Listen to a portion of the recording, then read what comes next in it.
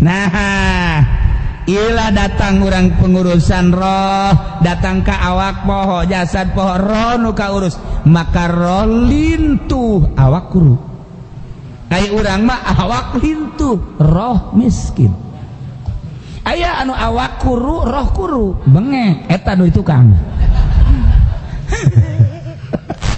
Tak ieu roh diurus, set datanglah ke alam ma'rifat. Wa huwa alamul lahut. Alam lahut. Alam lahut wa huwa al-watanul aslul mazkur. Nyaeta alam, tahapan asal anu geus ditutur alladzi khuliqa fi ruhul qudsi. Nu tadi teh dieun lah ku Allah. Set asli da urang eta. Masyaallah.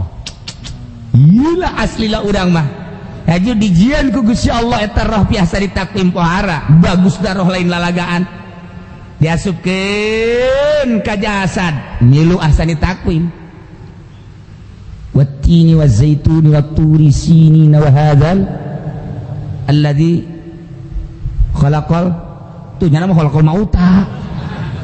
Haji pendi mah kumaha si watini bae ka hal aja khalaqal mauta wal hayatad dunya tabarok tamah. Ya Allah, biasa ditakwim. Sumaradnahu asbarasa. Nah iya asa ditakwim. Emang roh nanu asa ditakwim roh. Sebab naon? Nyana geus bersyahadat syahidna bala syahid asa ditakwim. Kabeh. Ya Allah ya Rabb, syukur.